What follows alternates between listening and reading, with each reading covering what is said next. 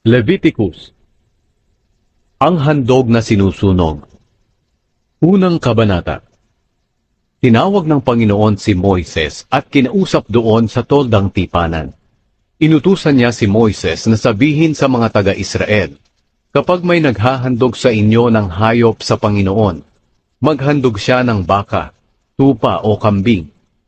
Kung baka ang kanyang iaalay bilang handog na sinusunog, kinakailangan ay lalaking baka at walang kapintasan. Ihahandog niya ito malapit sa may pintuan ng toldang tipanan, para sa pamamagitan ng handog na ito ay tanggapin siya ng Panginoon.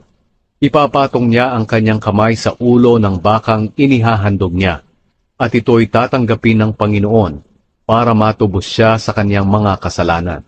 Pagkatapos kakatayin niya ang bakang iyon sa presensya ng Panginoon, at ang dugo nito'y iwiwisik sa paligid ng altar, sa bandang pintuan ng toldang tipanan ng mga pari na mula sa angkan ni Aaron.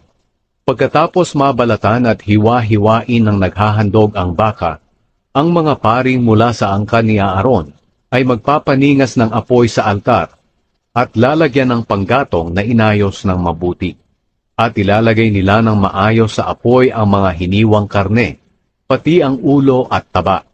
Pero huhugasan muna ng naghahandog ang mga lamang loob, ang mga hita, at pagkatapos susunugin ng pari ang mga ito roon sa altar, bilang handog na sinusunog. Ang mabangong samyo ng handog na ito, sa pamamagitan ng apoy, ay makalulugod sa Panginoon. Kapag tupa o kambing ang iaalay ng tao bilang handog na sinusunog, kailangan ding lalaki at walang kapintasan. Kakatayin niya ito sa presensya ng Panginoon, doon sa gawing hilaga ng altar. At ang dugo nito'y iwiwisik sa paligid ng altar ng mga paring mula sa angkan ni Aaron. At pagkatapos na hiwa-hiwain ito ng naghahandog, ilalagay ito ng maayos ng pari sa apoy, pati na ang ulo at taba.